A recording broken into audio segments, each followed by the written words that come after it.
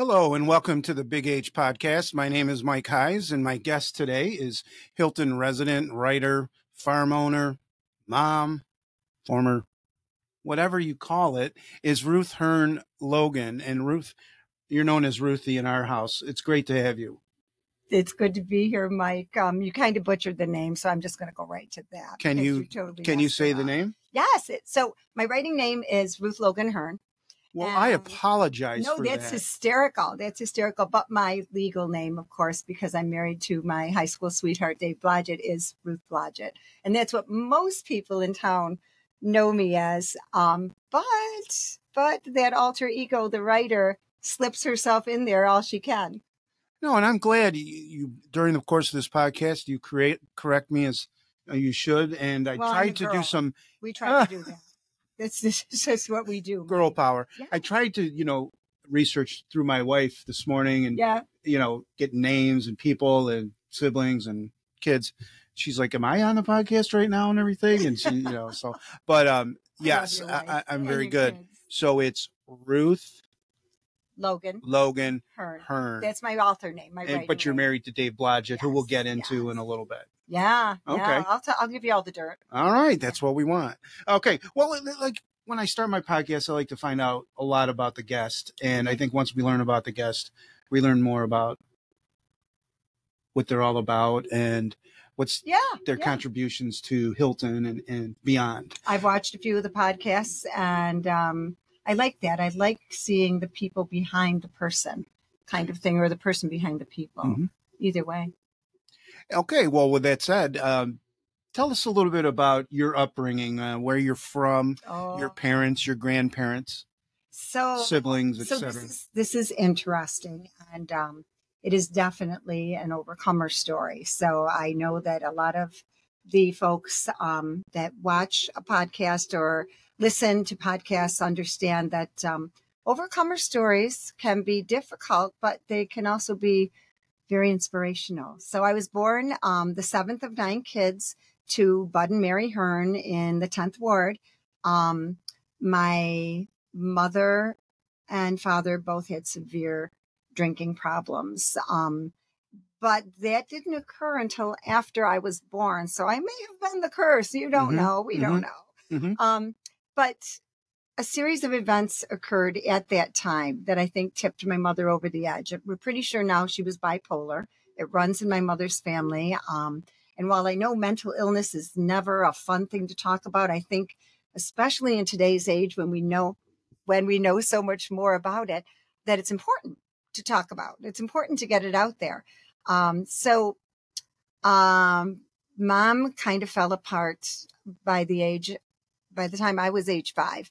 And we went through the suicide attempts, the massive depressions, my dad's drinking. So it was, you're going to say that's a rough go. And it was, but I was surrounded by people at Sacred Heart School. So I was a Catholic school brat, admittedly, and I loved it. Absolutely loved it.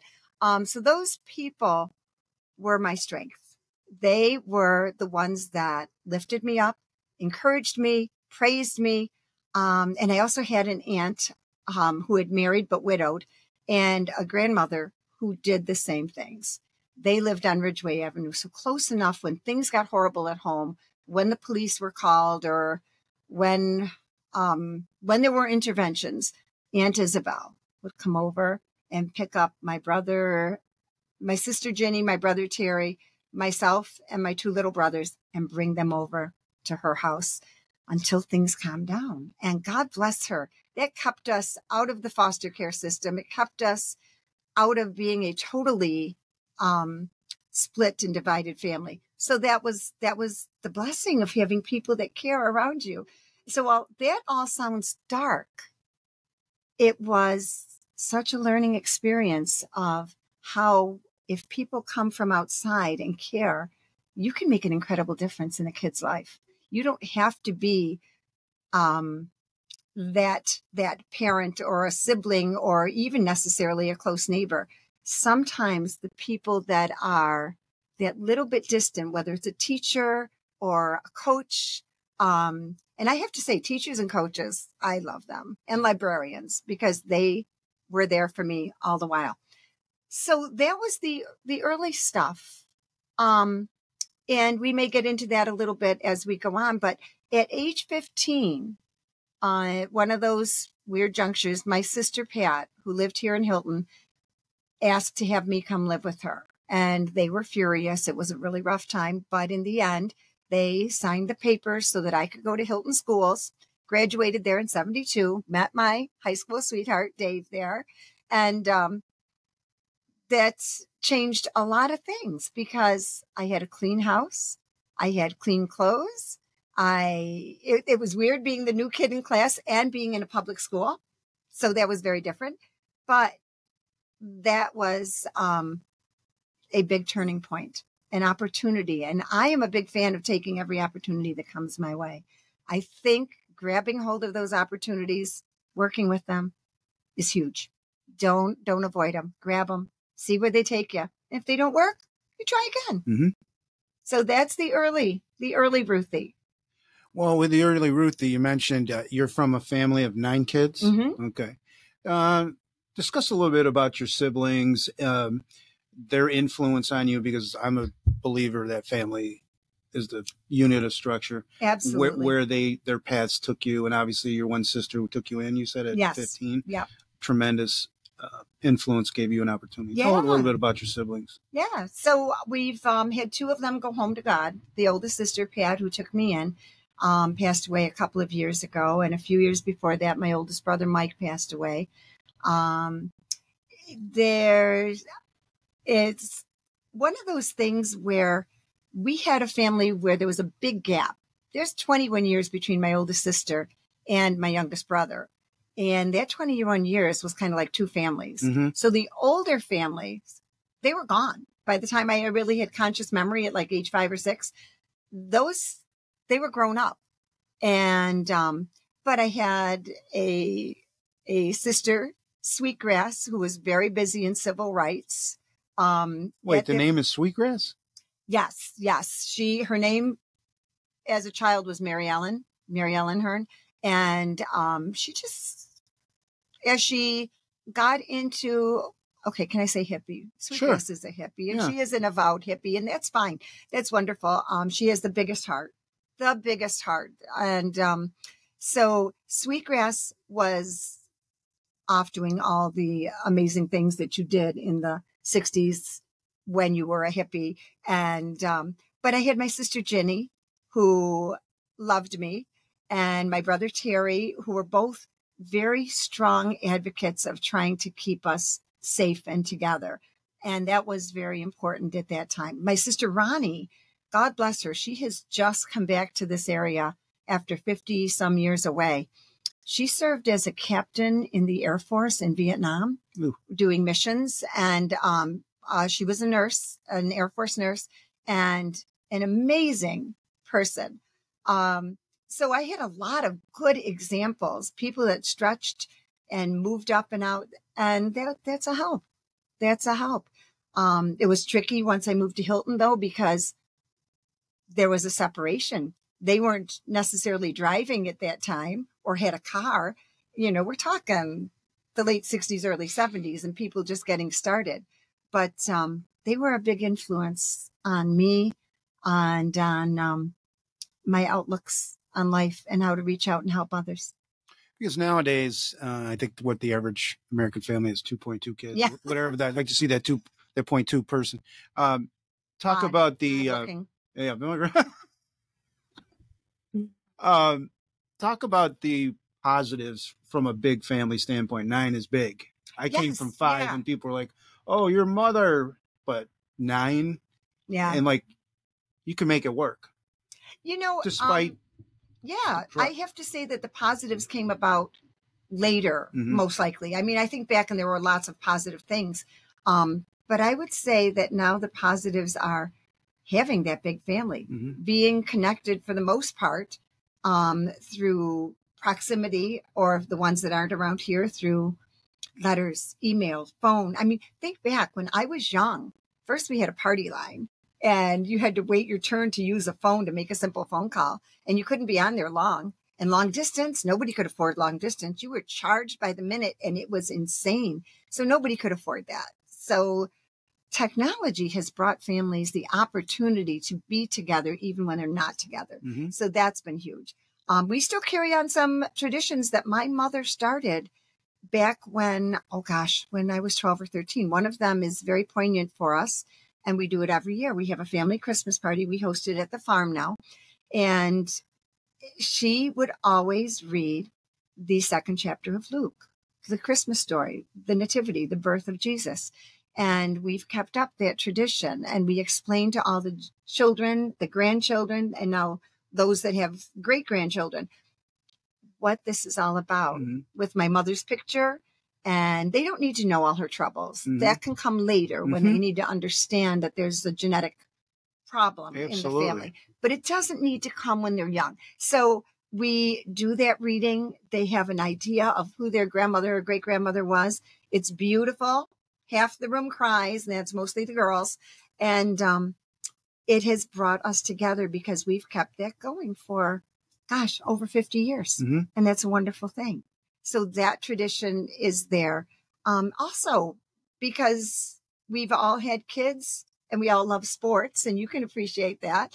Our kids have grown up playing sports together, or playing sports competitively, apart on opposite teams. And we've seen all the goods that sports, faith, home, love can do for kids.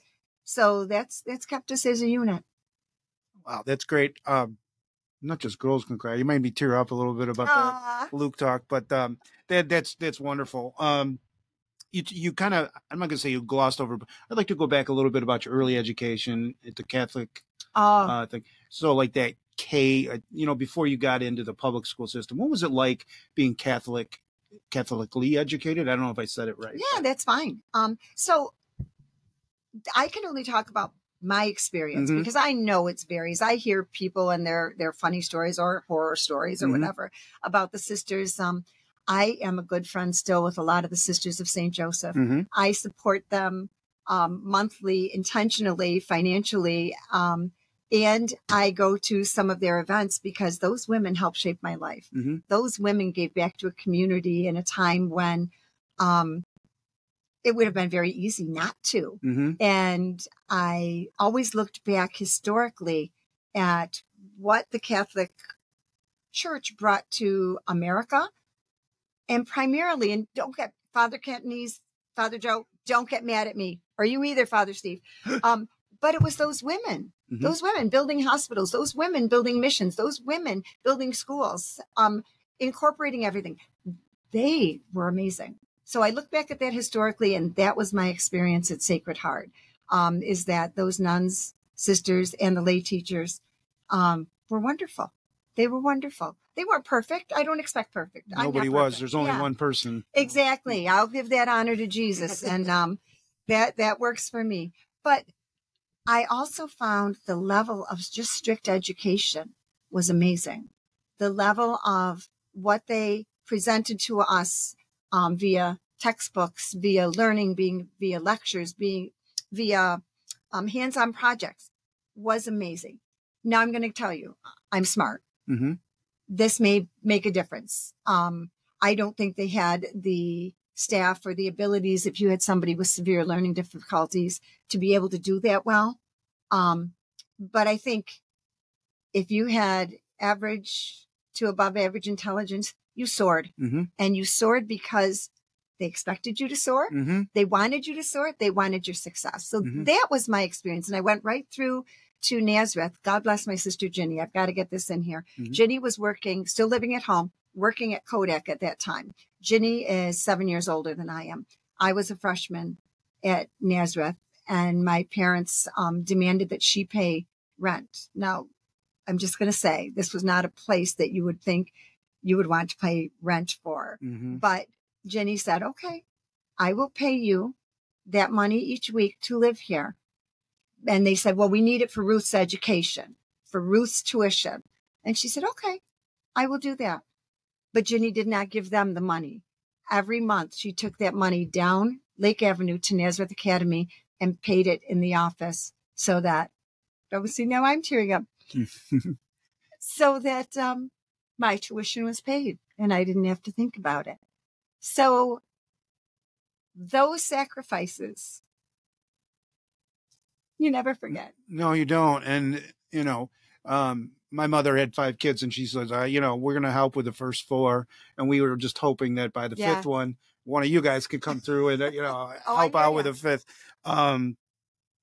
Now, when your experience, I think with the structure and the expectation of your Catholic schooling, I think that should be demanded of anywhere. And I think you could take any type of kid. See, are we going to get in trouble if I agree and say that I would love to see voucher programs and schools of choice all over so that people can choose and have that hope in all these cities of that kind of education? And this is not dissing teachers, because most of the teachers that know me love me and I love them. But that idea that competition breeds success. And if you have to compete for the kids, you're going to up your game. I mean, we all do. You know, you're a coach. I coached soccer for a lot of years. If you're going to meet some tough competition, you up your game. You're more careful about who you're putting in at this position or that position because you know it matters. So I think that's just common sense. No, and you're never going to get in trouble saying anything on my podcast. I'm a public educator, but I think, the voucher system, if there's any type of institutionalism, it could be revolved around the educational system where kids are stuck in a certain area because of their address. And, Hilton's starting to get a little bit better with urban, suburban, and, that type of thing. And gives kids an opportunity that they probably Well, because I'm a living example.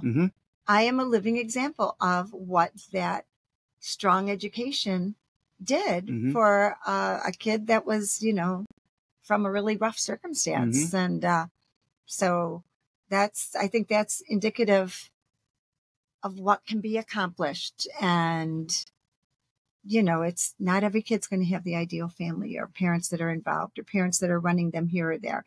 A lot of kids will never have that opportunity. But if that education surrounds them with the very best it's got in every way, shape, and form, you make a difference. You might not see it right then. You make a difference. Now let's go. When you went to Hilton, you said at age 15, was it? I was a sophomore. The middle of my sophomore year. And that's where you met your one and only. Yes, talk a little bit. I was the new girl in town. So talk to me a little about what that was like, being the new girl. It was weird. Getting enculturated, making your mark, influential people. And sometimes your influential people may have been people that you combated with or whatever. Talk a little bit about that. So it's funny because, again, a lot comes down to teachers. And interestingly, and this is not damning anyone by any means, but girls in high school and junior high can be jerks. That's just how it is. And there was a lot of those funny, weird little petty jealousies and snide remarks because I started dating Dave, I think within 6 weeks of being there. So it was not long. But most of the people there were absolutely wonderful. And I tended to affiliate more with the girls in the class behind me because one of my neighbors, Michelle Pecoraro, was from the class of 73. And I found that we just all had a lot in common. We were just kind of normal weird, rather than, I wasn't part of the in crowd. I would never be part of the in crowd. It just I wouldn't fit. That was okay. And there weren't sports back then. I celebrate these girls and what they can do today. This is huge. When I see what Mallory can do, I was at the Hall of Fame induction ceremony 2 nights ago, and it was wonderful. And I stood up and got to clap for Marge Wyant because she was my teacher. She was instrumental in getting girls teams going and working with people and encouraging. Those voices for women need to be heard. Those voices for women changed the history right then and there. And I was part of that. I was part of seeing that, part of living it. So when people don't take that seriously now, I just want to smack them because no, we worked for those rights. People passed legislation to give us those rights. Don't mess with them. Just don't do it. It's not cool. So the teachers I had were wonderful. I got to be part of the newspaper that we were publishing back then, which obviously being a writer now was, and Mrs. Oh, I'm going to mess this up. I believe it was Mrs. Bailey, who was my junior English teacher, who said, "You have an incredible talent." And she echoed what my freshman English teacher had said, "Ruth, you've got something special. This is going to take you someplace someday." Those words, because I couldn't write for 40 more years. There was no time. There were kids. There were jobs. Those words kept me with that in my head that someday you were going to be a published writer. And so going into the public school was different. There were boys. Obviously, I snagged one right off. There were boys. Wasn't going to let that one get away. And there were different activities. So that was a cultural experience, riding a school bus. I walked to Nazareth. So it was different.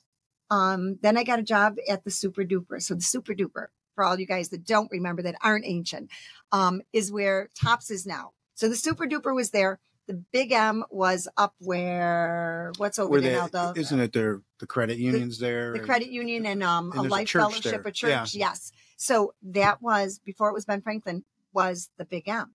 So Dave worked at the Big M. I worked at the Super Duper. It was kind of a competition. Of course. And so we went through all those, and just having a job, having my own money, being able to do things. You grow up. Sure do. You grow up. Now, you kind of touched on it a little bit. Culturally, what was society like in the late 60s, early 70s?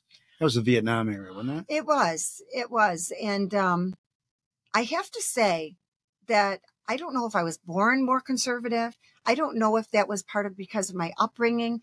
And despite what everybody might think about Richard Nixon, I, as a 12-year-old, took a bus downtown because I wanted to see the Republican rally. It was the one held here. I don't know if there was a Democratic rally. I just remember, I believe it was Sister Campion, who was our history teacher, talking about that the presidential candidate was coming to town, was going to be downtown. I think it was at the War Memorial or, Blue Cross Arena now. And I thought, no, I want to go to this. I want to see what this is all about. So I did.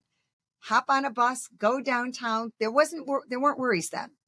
I could go downtown. I could shop. I could cruise around, do anything, get back on a bus and come home. At 12 years old. Probably at 10, because we had to go, we were poor. We had to go to the dental dispensary that's across from the auditorium theater back then. So that was the Eastman Dental Dispensary, which is now part of Strong and URMC.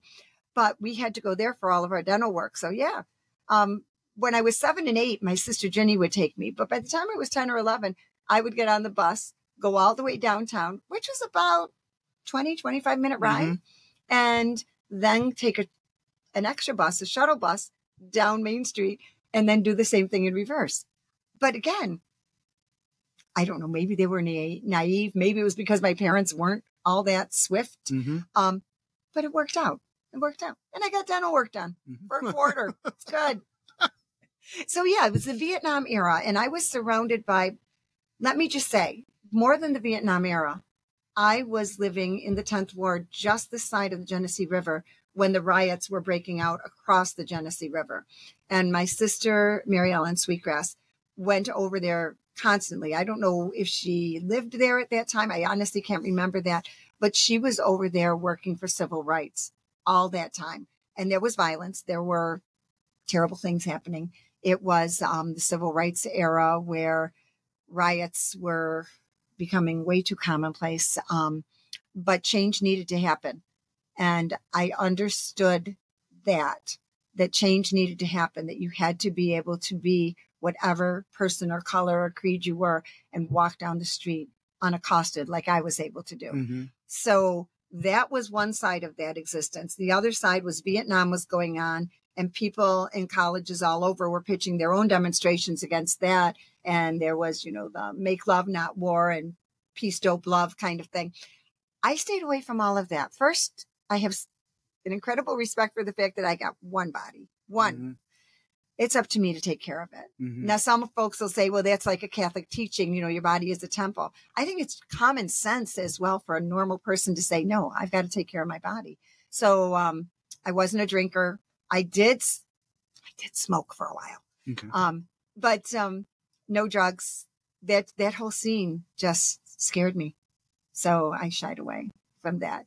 But the culture then was mixed because you had all of that going on. And then you had a lot of people still going to church, doing family functions.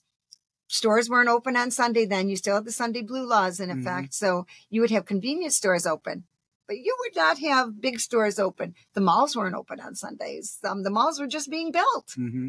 And so yeah, at my age, you've seen a lot. You've seen things come, and now we're kind of seeing things go, and you kind of rock with it. I appreciate those comments on culture and the decades and how they changed throughout history. So we go through high school, and then it comes time to go to college. Did you know at that time I want to go to college for writing? How did you end up picking Nazareth, and how was that experience? Okay, so Nazareth, I was the high school. Okay. I did not go to college. Oh. No. Oh. I went right to work outside of school. Well, first, I was a directory assistance operator. 411, may I help you? Mm-hmm.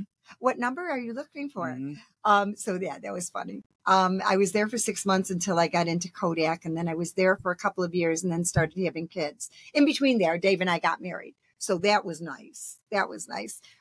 We actually, because we saved, oh my gosh, we were so frugal. We didn't go out much, but we saved, and we were able to buy our first house down on Clearview Drive, off of Lighthouse Road, when we were 19 years old. Okay. And I'm going to tell you, it was 10% interest right then, I believe. And we had to put a third down and pay closing costs. You couldn't take out loans for anything. But we had saved enough, and values were much less then. So that was a smart thing to do. But so not going to college was one of those, I look back and I think, you know what? Things would have changed a lot had I done that, because I'd gotten a nursing scholarship, a Regents scholarship for nursing that I could have used at a nursing school. And that was my intent. But then I decided to go to work instead. So there's pluses and minuses there. I was able to have 6 beautiful children, and I wouldn't have had Sarah or Matt or Seth had I gone to college at that point. But, and I say this very seriously, because I did not have any amazing skills then, and there wasn't time to write when you're raising babies. That left me with a whole lot of hairnet and name tag jobs over the years, multiple ones. And that's okay, because in the end, I use all of those in my books, whether it was waitressing, working at a grocery store, being an aide in an emotionally disturbed classroom for BOCES for 9 years, wedding dress sales. I worked for Bridal Hall, which is a wonderful That's store. where she first met, my wife met you. Yes. Yeah. So working there taught me a whole lot about the bridal industry. So I've taken all those things, used them in my work, and got paid for it. I figured that's pretty good. But don't you think that raising children is like the best thing that you can do, you raising them, rather than nowadays, unfortunately, with women having careers, and they have got to drop them off at daycare to go to their job, pick the kids up, So two things, because for 20 years I did daycare at home, which is where I met my so many beloved families, the Tidings families, the Vericchios who used to be here, the Deans, I'm going to forget a name, so I'm going to apologize, because I was blessed to be able to help raise a whole bunch of wonderful kids, the Kenyan kids, and I'm going to stop naming names though, because I will forget. And that I think was almost like a vocation, to help them raise their kids in the very best way while those moms worked, because being at home isn't for every woman. And I respect that and understand it. I loved it, but a lot of moms really like that 6, 7, 8 hours away and know that their kids are well cared for. And it's a balancing act, Mike. I think it can be that way for dads too. In that you're paying a bunch of money for somebody else to do what you could do for free at home. But on the other hand, how often have we seen either people pass away, marriages fail, crises loom? And these days, if a woman doesn't have something to fall back on, I see that as a problem. And this isn't because I'm pushing college for every woman. It's because you've got to be able to take care of yourself if something doesn't work out. And it's not because I'm embracing divorce or separation. It's because we have to be able to be strong. And I think that's huge. So back to daycare, though, I think it's also important to find a place that works for you. Exactly. Some place that reflects either your values or your lifestyle. I remember Lisa Tidings telling me one time, Ruthie, the reason my kids are here is because you let them do all the things I would never be able to let them do, because it would scare me to see them go up those trees and, swing down from ropes and do all this stuff. And you don't mind if they create these huge forts in your house and do that. And I get anxious if the house gets messed up. She was smart enough to see that, to look for balance. And we loved each other enough to trust each other to do what needed to be done. And that was cool. That was cool. Yeah, I think your point about refining a place that reflects your values to put your children in your most prized possessions. Yes. And your point is very well taken about you need to be able to support yourself. God Mike, forbid you make good anything coffee. else. Oh, thank you. Thank Folgers. And I wasn't aware that you had raised, that you were a daycare. I don't even know if that's the proper name for it. But, and it doesn't matter what we call it. But when I left BOCES, I could see how difficult the school situations were getting. And this was in 2000. And I was injured on the job.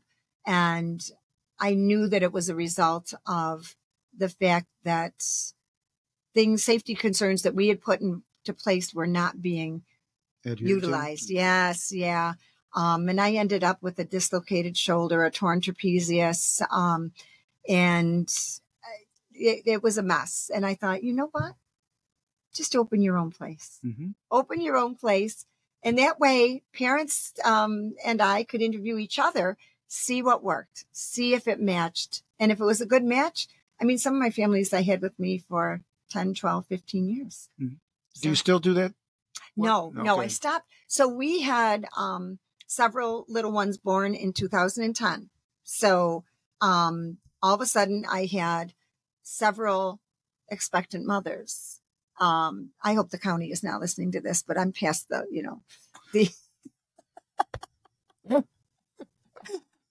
I'm sure the time limit is up on this. But anyway, so I was like, okay, did you guys not think to call each other? What are you doing here? But we ended up with 3 babies in 2010. And then I had 2 grandchildren in 2010. So Beth would come over with her baby and help with the other babies. And it was that way for a year. So we had 5 littles and there was always somebody else there with me. But once those kids got to where they didn't need after school care anymore, so around age 11 or 12, that's when I stopped. By then I was writing multiple books a year and published, and it wasn't a money thing by the time they were into school because I was published and doing my own thing. But it was because I loved them all and they loved me, and it was a safe place for them to come after school and do their stuff, get their homework done. I could see that. Yeah. Just talking to you. You could go in any order, but did the farm come first or did the writing come first? So I think, and anybody out there, young person or old person listening to this will know, I think I was born a writer. This talent came directly from my mother. Are writers born or are they made? I think it can be either, but in my case, I was born. Okay. My mother had an amazing talent. Her illnesses and mental health struggles never allowed her to put that into use. And I think having a bunch of children at an age where birth control wasn't talked about, Mhm. and especially in the Catholic Church. And so I think she lost those opportunities due to the timing and the circumstances. But she was amazing, brilliant and amazing. I did not get the brilliance, but I did get the writing talent, and I'm okay with that.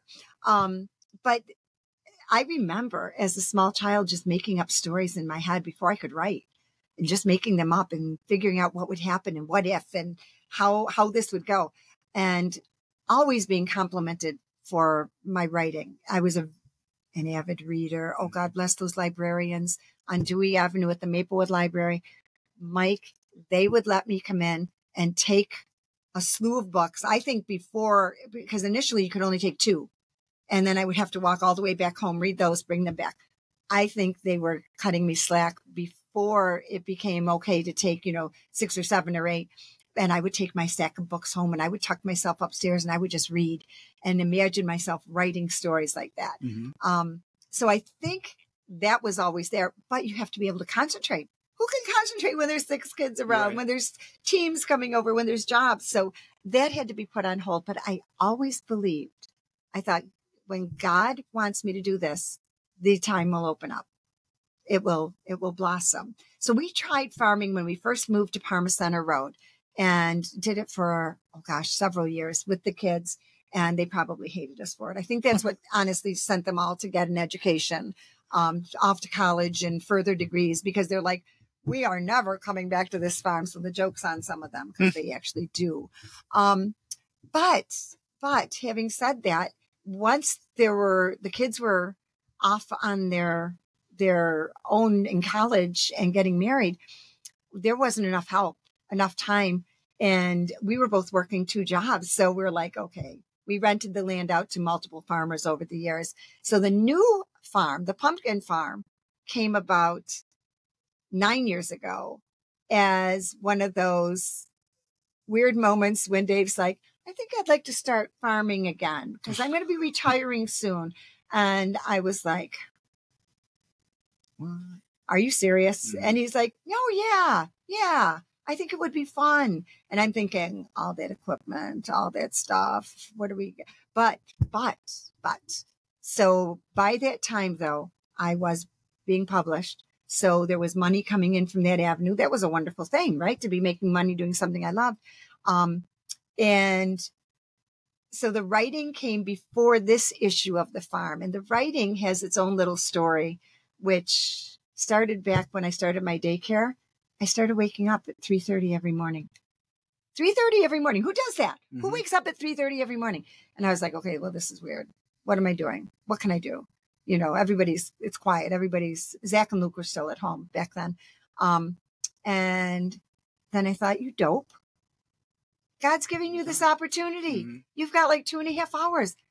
Go write something. So back then had a typewriter, but my daughter was finishing college and I got her word processor. We couldn't afford computers. If you remember back then, computers were insanely expensive. So I had a word processor, didn't have internet.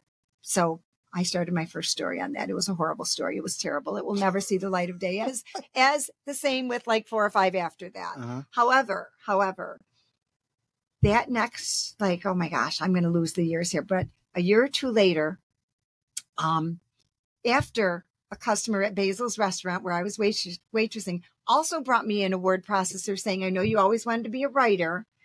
I'm bringing this to you because my daughter's done with it. I want you to be able to live your dream. So this wonderful customer at Basil's brought me this word processor. I at Sarah's at home, and I was like, okay, this is wonderful. Then Adam Ickes on the, I think he was on the cross country team at that time with Zach. But anyway, so he's one of the Ickes cousins. Dave's mother was an Ickes, so we're all related. Half of Hilton is interrelated. I'm just going to throw that in there. And when it comes to farm families, probably more so. But Danny Ann Ickes sent over a little laptop with Adam. And he said, I told my mom you wanted to be a writer. So here's we are getting a new computer. Here's our old one. What? This is like amazing. It was a computer. It worked. I called and got another phone line, and I got AOL. I had internet. It was so funny. So funny. I mean, I look back on it now, and it was huge. That was huge. So I put it up in the attic. I would work up in the attic when I didn't have kids there early in the morning. There was no heat in the attic, by the way. So, but it was a start. And then I started saving money to get my own computer, to upgrade. And of course, it was a big desktop, that went into a little bedroom. But that's how that all began. I look at those as Holy Spirit moments because I didn't open those doors. God absolutely, positively opened those doors for me. And it was, 8.5 years before I got the call that I would be published by a, royalty paying publisher, by Harlequin, by Love Inspired. But I never quit. Every day. Every day. I am up early. I am down there. I am writing or editing. And I'm still writing books. So I am living that dream. Now, though, back to the farm, because here's Dave. No, I'm going to retire in a couple of years. And I'm like, okay, all right. So the first 2 years were horrible. I'm just going to say that out loud. Horrible. But we were doing vegetables. We were trying all the things and stuff didn't work the same way as it had 20 years ago. And we were like, okay, we got to learn some new tricks here, some new things. And then my daughter, Sarah, we were down there visiting for a Halloween party they throw, helping them with it. And she said, guys, what are you doing? Concentrate on fall. She said, do you know what it costs me to take my kids to a fall farm down here? $15 a head. And that doesn't buy me anything. That gets me in the door. She said, do fall. You've got the gorgeous house, all the trees. It's beautiful in the fall. And Dave and I, the whole way home, it's an 11-hour drive. We're talking and we said, yeah, let's try it. Let's try it. In the meantime, 2 weeks before that, one of our customers, Ellie Costello, Ellie, if I messed up your last name, I apologize, had said to me, Ruthie, can you grow blue pumpkins? And I was like, Ellie, I have no idea what you're talking about. What's a blue pumpkin? And she said, no, in all the fancy garden stores, they have these blue pumpkins and they charge so much for them. And I was like, okay, if it's a pumpkin, I can probably grow it. Let me do some research. So that year I started researching, and the next year we had orange pumpkins, tangerine pumpkins, white pumpkins, and blue pumpkins, and all different kinds of gourds. People went crazy. It was amazing. I mean, I was like, okay, we struck a nerve. And we don't advertise. So it was just word of mouth, social media, Facebook, then Instagram. And it was so funny because as I kept growing or finding more different kinds of seeds, people just kept spreading the word. And so the farm has grown into this amazing thing in 9 years. For 2 years that were absolute fails. So in 7 years, it has gone from being quaint to us buying the lot next door. So we would have a parking lot, expanding the display space, bringing in sheds, and starting mums. Okay, so this was a whole new thing. So 5 years ago, I said, well, mums will go great with pumpkins. I'm going to order 800 mums. And Dave's like, oh, dear God. And I was like, no. You know what? Robin Sweeney will give me advice because Robin grew beautiful mums. So call Robin. And I'm like, Robin, I'm going to do this. She's like, Ruthie, they need to be fed all the time. And that meant us because we don't have fancy watering system. That meant we fed them every day, pot by pot, all 800. Then it went to, so we did 800 for 2 years and they were gone so quickly. And so then I went to 1600. Gone the third week of September. I was like, okay. Then we went to 2,500 and now we are at ordering over 4,000 mums, doing 400 triples, doing 200 hanging baskets this coming year because we experimented with them last year and people bought them like crazy. But I'm going to tell you why I think this has been so successful. First, because we keep our prices very affordable. There's no pumpkin over $5. And we went into it with that mindset. No one was going to pay more than $5 for a pumpkin when so much of the world is charging by the pound. Second, that we wanted it, Dave was insistent. He said, there will be no admission fees ever. He said, whatever we do, however this grows or does, nobody's going to have to pay to come visit our farm because I want families like our family, 6 kids. Nothing was affordable when you've got 6 kids. I want them to feel comfortable coming. And that has, I think, lent itself to families coming repeatedly. They don't just come once, they come 2 or 3 times. Mm-hmm. They come early in the season, they come mid-season, they come to get their Halloween pumpkins. And, we have a wonderful partnership now with Deconic Farms with Brian down the road, because we don't have enough acreage to grow all the pumpkins we sell. So he helps us out with all those big, beautiful orange pumpkins. And that's a blessing right there. I remember the year I called him 3 years ago. And I was like, Brian, I'm almost out of pumpkins. Do you have anybody that's got access? And he's like, well, how many do you need, Ruthie? And I said, 5,000. And he said, today? I was like, no, but over the next couple of weeks. And he said, I've got you covered. And I don't know that it was fully 5,000, but I knew that we didn't have any to get into October. So when God opens the door and you go into it with faith, there's going to be hard times. And I'm not saying, we're a normal family. There's times when I'm like, no, you can't do this. Or Dave's like, oh my gosh, you're all driving me crazy. Or the girls will be like, no, this is not going to work out there. Sometimes you just have to believe and go on. And our volunteers, and some of them, family and friends come and they don't look for payment. They're what help keep prices down on the weekends, because they're the older people there. I shouldn't say older, because Mandy and Paul are not older. Well, Paul's older. Sorry, Paul. It's true. But those people in their 40s and 50s aren't getting paid for their time there on the weekends. They're coming to volunteer so that we can get through those 8 weeks without having to raise prices. And that's a blessing that we have so much commitment from friends, family, and sometimes neighbors. When Dave's mom passed away a couple of years ago and it was so busy, the neighbors came over and helped harvest just because they knew we were in a bind because it was September. And what kind of a blessing is that? Mm-hmm. My neighbor, Brian, when I need stuff done that I can't fix, I call him and Brian Stewart, and he comes over and he's like, oh yeah, Ruthie, I've got this. Tell Dave not to worry about it. So when you build a community around you and you're all there for each other, that's a big plus. And I talked way too much. I told you I have a lot of words. No, you don't, because I like to learn. I feel more educated and inspired and motivated when I speak to people like you. And it's my children might argue that. They would argue that.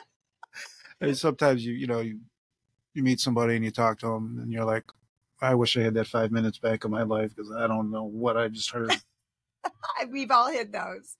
But to circle back a little bit, and I don't like that phrase, but let's go back to your kids a little bit. Talk to me about your children, raising kids and where they've ended up in the world. So we are blessed that no one's in jail.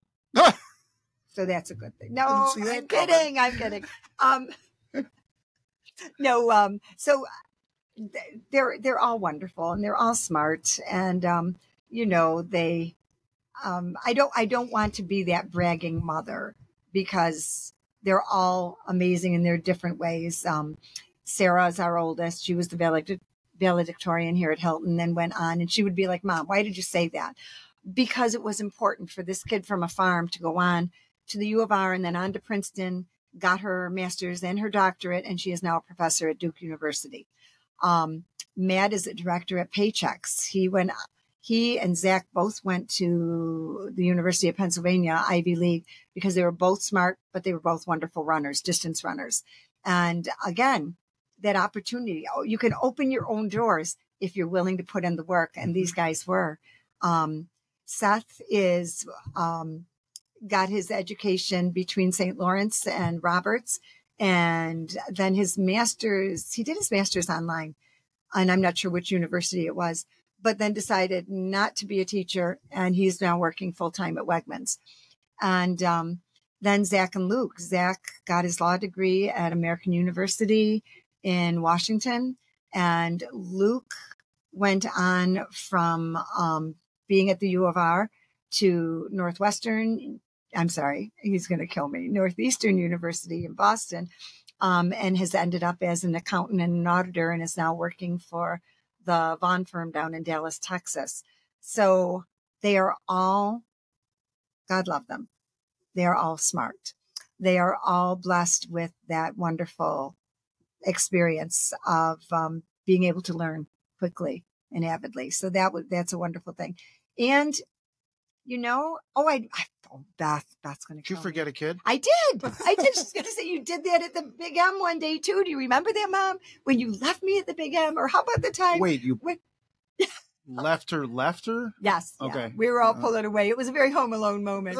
Home Alone wasn't out yet, so it was not one bit funny. So, because Beth actually works with me. She works at the farm. She helps run the farm, and she got her degree at the University of Rochester, and but she helps run the farm. She does all of my graphics for my books, and she edits all of my indie books. So she is responsible for the polish that goes on all of that. So Beth, I'm sorry. I did not mean to do that to you. And when it comes to the farm things, she and Amanda are a big help to all of us. Amanda, my niece and goddaughter, who I kind of stole from her sweet mother. But, we share. We share, Amanda. Those things are huge because your education does not always take you in the direction that you think it's going to. And for Beth, it didn't. She got her education there, but went on to be a youth minister and met her husband doing youth ministry across the country as a missionary and brought him back. So we wanted to bring in some, different genetics into the gene pool here. And so they're all doing well. We are blessed by all of them. And I don't like to brag about the educational aspects because it sounds like bragging. But on the other hand, they earned it all on their own. I don't take credit for it because they did all the hard work to make that happen. We did the encouragement, but it wasn't like we could fund those educations. That was going to be my next question. Yeah, that did wasn't they do a reality. That scholarships, loans? Scholarships and loans, and almost all of them have paid all their loans back at this point. So no, they're. How old are they? Oh gosh, that's going to give you an idea into how old I am, but that's okay. Well, I know how old you are. Yes. And it's an even number, right? It is not. I'm 69, so you were close. I was going to round 69. up. Yeah, no, yeah. You're supposed to say, but Ruthie, you don't look a day over 47. You don't. You sent me those pictures, and I did tell you. You showed me a picture from 10 years ago, and now, you can't. Okay, so that shows that you're a guy, because I tell you, I can look at those two pictures, and I'm like, lines, wrinkles. Yeah. I was looking at the smiles the same, the perkiness. See, you're sweet. Okay. Your ages of your kids, though. You got to tell me. Yes. Okay. So, don't put me on this. No. Okay, but let's go. Sarah's 48, and then it travels down from there. So they go down to 37. So I had them in 11 years, 6 kids. And it was crazy, fun, busy.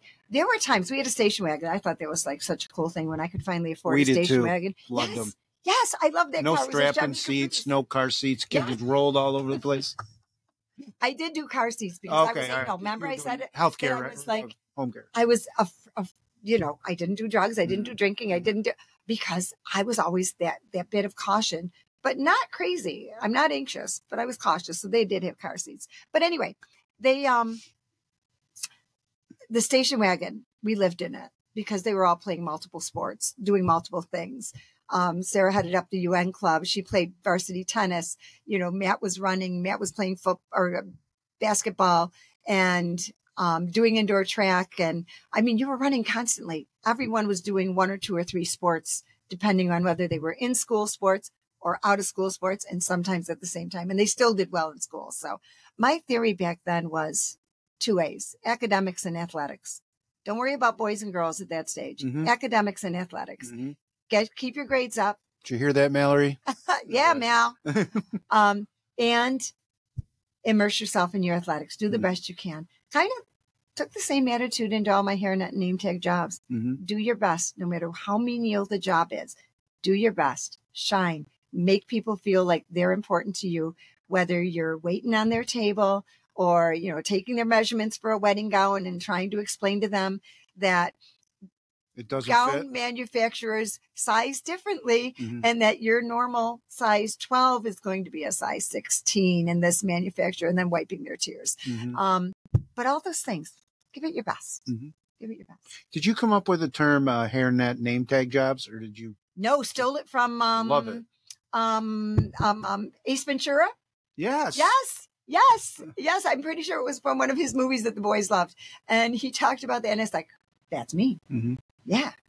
So you're also a grandmother, right? Yes. Okay. Yes. How many grandkids? We have 14 grandkids. 14? 14.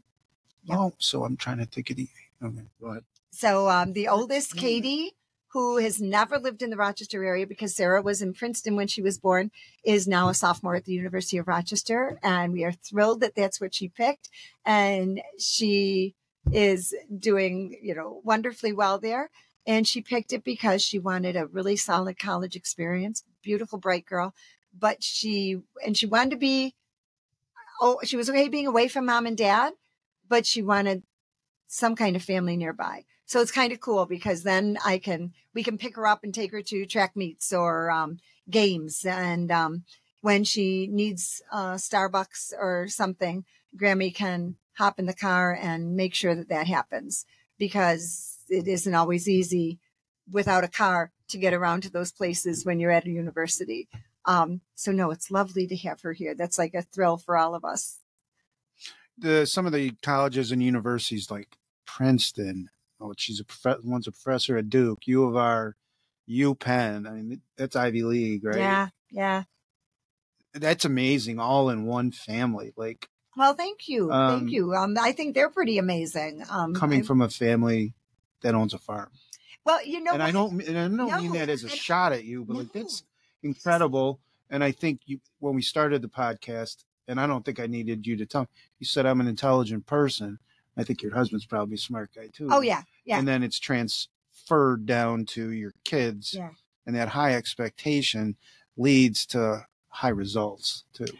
Yeah, I agree. And again, that comes right back to that Catholic education and looking around and seeing what worked for people, and high expectations and encouragement and love. Those all go hand in hand. I mean, you can't have high expectations and be a jerk, because that's not going to help anything. Right? I mean, some of my students have said that about me. Oh, well, Mike, I can believe that. Oh, and before we go any farther, I do have to get this in because I've been thinking of this all week, Mike, just because your name is Mike, because one of my favorite commercials is, what day is it? What day is it? Mike. Yeah. I'm sorry. I had to do that. Yeah. Zach said, please don't do that. Mom, don't. I was like, Zach, I have to. It's Mike. Well, and then I hear these, I'm watching Mallory's games and I hear these, Mallory. Oh, that must be you too. That right? is me. I have a big, my children used to say that you could hear me on a cross-country course. This was not necessarily them complimenting me. I want you to know that you could hear me on a cross-country course across the park. And I said, well, that's because I pick my times to cheer for them, because I know when they're off in the woods and they're thinking this is too long, too hard, that if they hear somebody cheering for them because they're away from all the people, that will be their impetus. There's like, Mom, that never once happened. That they're lying. Of course it did. Well, getting to cross country a little bit. I mean, there's sports that they all require dedication and talent. When you're running that long distance, like, describe to me a little bit about maybe your kids' triumphs over that, and like just mind over matter at sometimes when they're doing that sport. Because I'm not the runner. Dave is the runner. Dave was the runner. That's where that talent comes strictly from Farmer Dave, because he loved running. He used to run when we were young and had kids, and the kids were young, and he would do marathons and he would run road races. So I can't take any credit for that. But I can take credit for, driving the car, getting them going, and being there and cheering. And so that is a dedication. It is. When we first started with track, so Matt was always this gifted runner, always. And when he was a sophomore in school, I think it was Carl Demo, who I loved as a teacher, and God rest his soul. He was a good man. Carl said to him, Matt, I apologize if I get this wrong, something about Matt, you're not working up to potential. He said, you're so smart. Could you, work a little harder in my class? And Carl did this wonderful honors English. And Matt was like, he said, what are you going to do? How are you going to get into college? And Matt said to him, don't worry about that, Skippy. I'm going to be going on a running scholarship. And Carl was like, but Matt, you don't run. So that was Matt's sophomore year. And then the spring of his sophomore year, he started running for track and for Jeff Merkel. And it blossomed from there that his talent and perseverance, Matt perseveres at everything, just kind of took off. And he set the example for his siblings. Sarah likes to say that she said, yep, I got into the Ivies because of my brains. My brothers ran fast. And it's a joke between them. But Matt's perseverance paid off. The younger kids saw that. They saw Sarah's hard work pay off. That mattered. Similar to, me looking around and seeing how did people raise successful kids? What did they do? How did they do it? Faith, hope, love, perseverance, and don't quit. Mm-hmm. And they adopted those same principles. I mean, I look at their dad, at Dave, and he is such a hardworking, industrious person. He will work himself to the bone at times. Sometimes we have to, scale him back and say, okay, we're good for now. We're good. But he has set the example that, faith and family first and do what you got to do to get it done. So I think together we gave them those expectations, but also the encouragement, which was a big part of it. And I hope along my way with 20 years of daycare that I gave those kids the encouragement too, because that meant the world to us, to help inspire other kids, to teach them all kinds of things. I remember Taylor Tidings saying at some point she told me, so I was in English class, I don't know, sophomore, junior year, and they were talking about their childhood. And I said, no, my childhood was I was climbing trees and swinging from ropes and putting on shows. We had an old wagon and the kids would put on shows. They'd bring music out. They would create their own dances. They would put on a show, on a play and whatever. And people were like, what?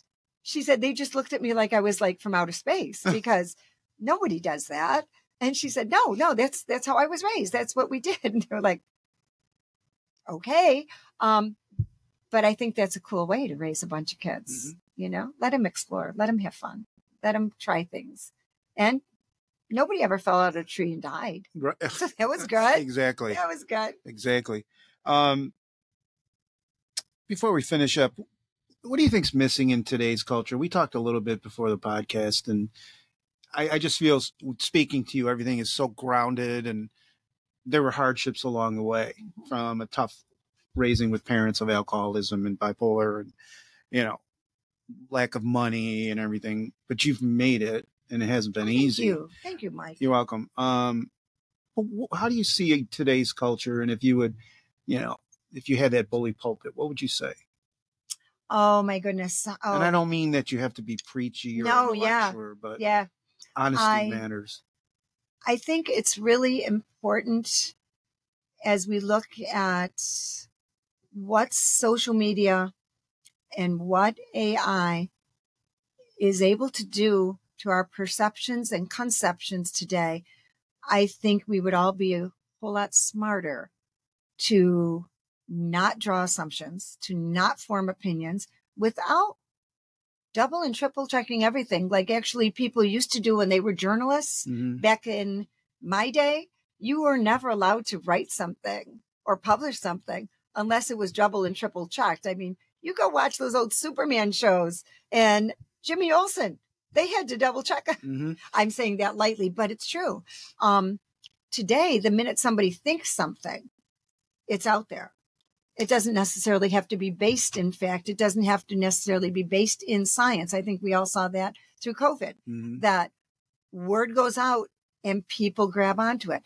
I don't think we as a society can afford to do that. I think we have to be smarter, more questioning. I think we have to delve. I think we also have to go back to that idea of sacrificial love. To me, the idea of sacrificial love, first, came to me as a Christian, as a Catholic, as a person, through Jesus. Sorry, Mike. I got him all choking on his water. Oh, go ahead.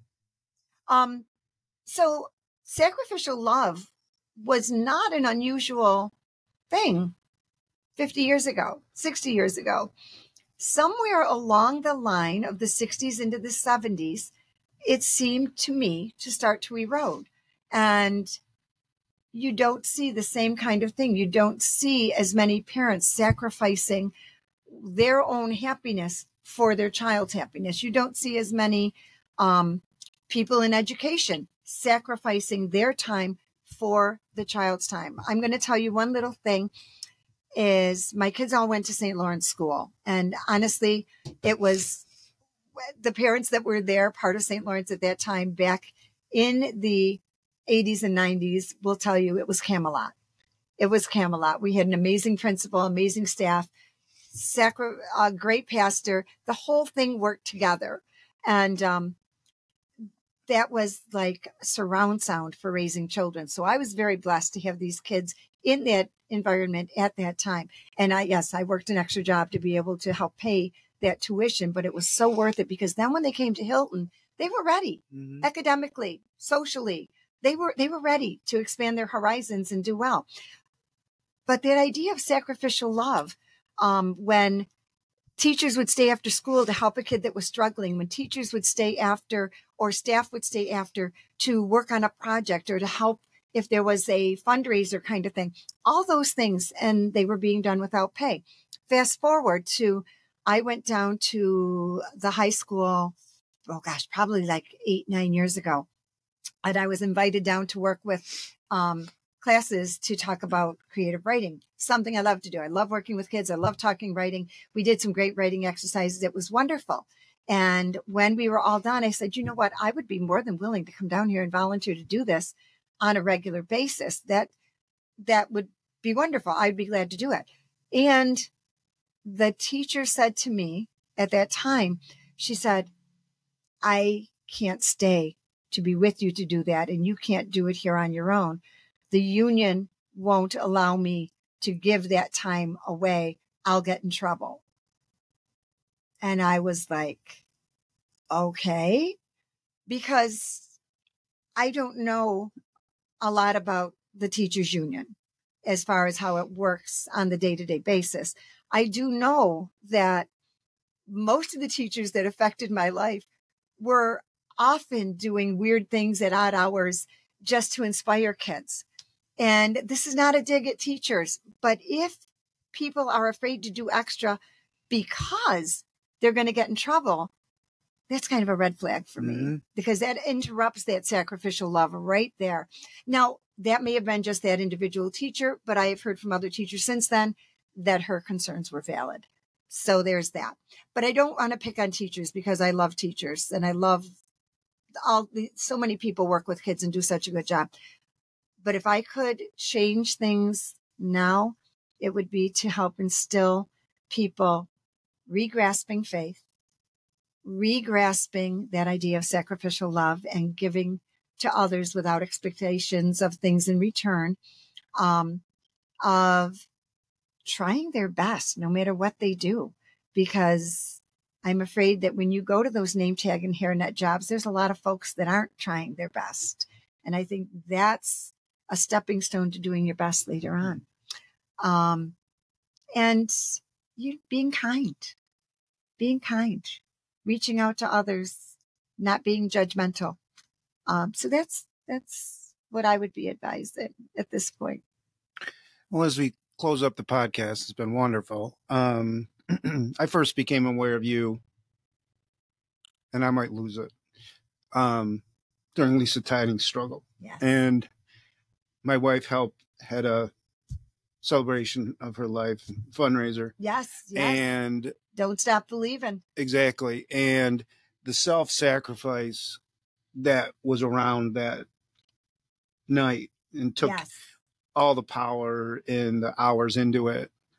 And the way I viewed Lisa was a very self-sacrifice, love type of person. Agreed. Talk a little bit about Lisa and what she meant to you and her kids. And all right, I'm going to try not to get emotional here because Lisa wasn't perfect, but none of us are. Again, we've already said that. There's only been one. She was an amazing friend, an amazing mother, an amazing person. She was one of those, maybe this is why we got along so well, because she was an Energizer bunny. She helped at church. She helped with productions because Taylor was in productions. She was running around, getting McKenna to the various sports that McKenna was into. She was always helping at school, doing things at school, taking on extra at school, working with kids at school with difficulties. And Lisa was never afraid to challenge them and say, oh, no, I think you can do better. Mm-hmm. So let's try this again. Okay. Mm-hmm. Lisa, when she and Jeff first came and interviewed with me for a spot at Daycare, the daycare was new. I was fairly new, but I'd raised a bunch of kids. We had all those college credits to throw out at people and make it seem like we were smart. And we live in a 169-year-old house. Those of you who have been to the farm know that our house, it's a great old house and it's ancient. And so we get snakes in the basement on a semi-regular basis. Yes. And this time, so Taylor was born in May. They're interviewing with me in July. And Lisa was going back to school in September. And all of a sudden we hear Beth, who is down in the basement, boys, there's a snake. And Zach and Luke come running down the stairs, I think with golf clubs, baseballs, bats, I don't know. But I think it was golf clubs because Luke liked to golf. So they come running down the stairs and they run down to that basement. And I'm sitting here holding this brand new baby. She's like 6 weeks old. And this young parent, I'm thinking, okay, this is dead in the water. Absolutely dead in the water. And they go down and they're like, oh, we got him, Mom. We got him. And they come up with the snake on the golf club and they carry the snake outside. And I'm like, dear Lord. And you still got the tidings. Kids. Oh, my stars. It was funny because Lisa said later, she said, on the way home, Jeff and I talked and he said, you know what? I like that those brothers ran to their sister's aid. If she can help raise our kids to do things like that, I'm all in. And it did help that I was good friends with Jeff's aunt, Meg Henning, who said, oh no, if you get Ruthie, you are blessed. So grab her while you can. And they did. And that became my road with Lisa. And we became friends, from early on. She knew all of my funny antics and she was okay with me doing all kinds of weird things with children, letting them explore their surroundings. And she was fine with that. And that I encouraged them. But as we got to when Brody was born, and her cancer was diagnosed when Brody was 14 months old, that was a turning point. So here was my beautiful dear friend at 36 years old with cancer in her breast and 4 beautiful kids and a prognosis that could be all right or could be life-threatening. And at that point, I knew that God had put us together because we were going to walk this walk together. And we did. Lisa went through her treatments. I kept the kids. Her mom came and helped when she could, when Lisa was going through surgeries. But that year, Lisa and I spent, as she was going through chemo and radiation, so much time on our side porch, sitting there rocking babies. Because remember, there were those babies in 2010. Mm-hmm. Mackenzie wasn't with us anymore, but we still had, Beth would come over with Eli, and there were still 3 little 14, 15, 16, 17 toddlers.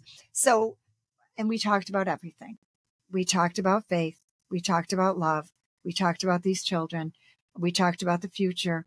And at one point, Lisa said to me, I know God put us together.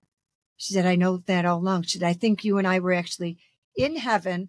And he said, okay, Ruthie, this is going to be your life. You're going to have a horrible childhood and you're going to have to stand up and be strong. And Lisa, you're going to face cancer later on that's going to be threatening your life and no internet connection. Oh, did you stop?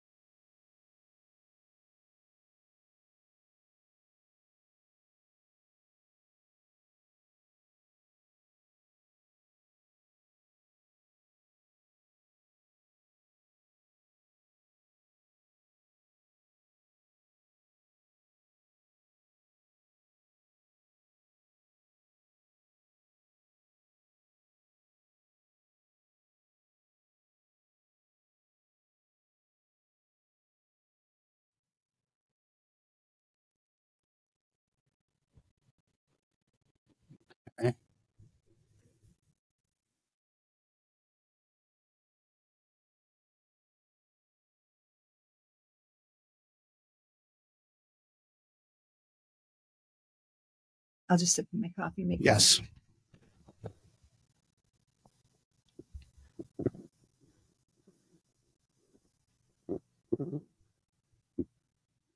I just hope what we were doing before, I hope that already uploaded. That's my only concern. Oh, I hear you.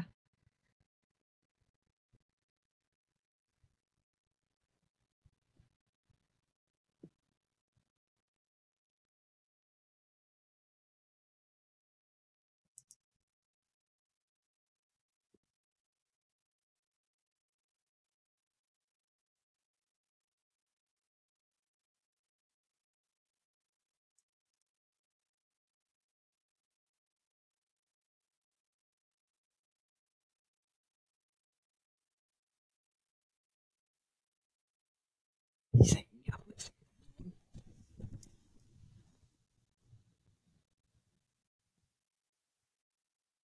I don't think so, because I think that it's there. An hour and 14.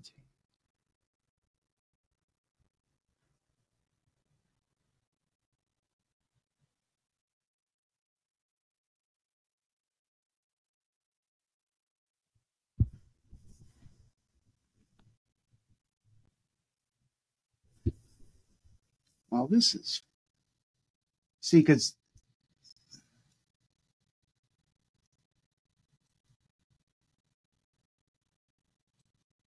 did it just come off right as you were speaking, or has it been off a little bit? Nope. Just while I was talking about Lisa, it went black.